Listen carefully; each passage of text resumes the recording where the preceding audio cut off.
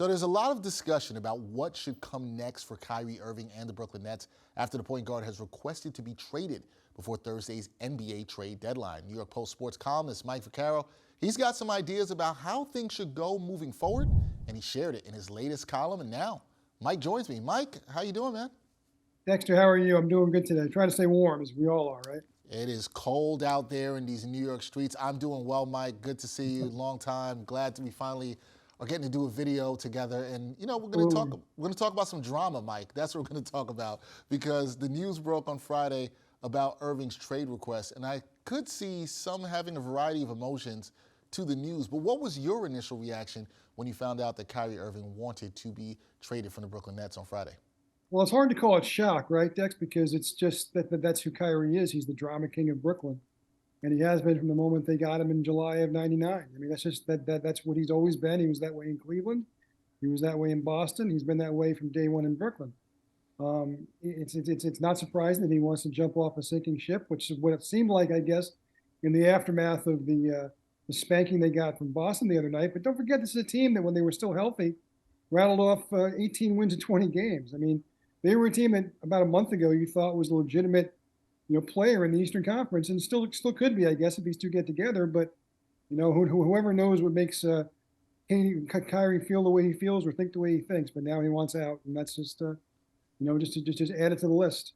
Yeah, you're right. Probably not shocking at all. Okay, Mike. So a request has been made. This isn't the first trade request in New York sports history. So what do you believe the Nets should actually do here? What should they do?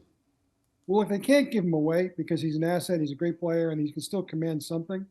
But I can't see how you can keep him around anymore because, look, I mean, we've all seen Kyrie's, the way Kyrie acts. In good times, he's capricious, and you never really know what you're going to get night to night.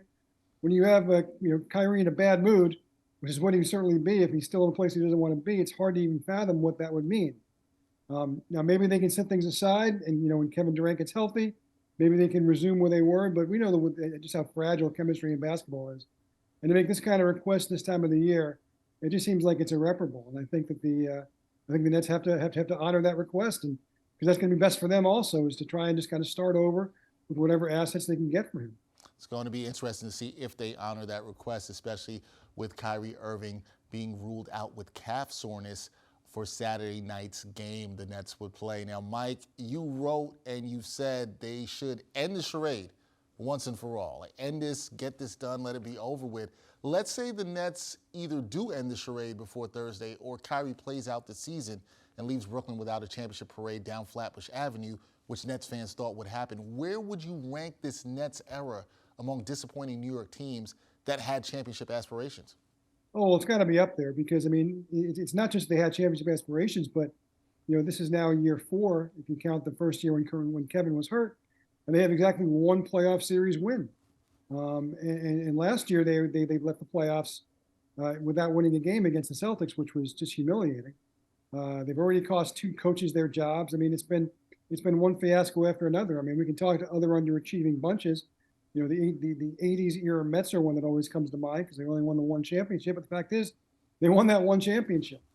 The Knicks of the 90s had great teams year after year, but they kept bumping into Michael Jordan. So I think this has to be right at the top because not only that they haven't won a championship, but they've never come anywhere close to winning a championship. And that's got to be very disappointing. Very disappointing for the Nets fans. We will see how this all unfolds. Please check out Mike Vaccaro's column on Kyrie Irving and what he thinks the Nets should do next, which is end the charade. We will see if they do that. That is the great Mike Vaccaro, New York Post sports columnist. Mike, thank you for your time. Good to see you, man. We got to do it again soon. Great seeing you too, Dex. Good seeing you.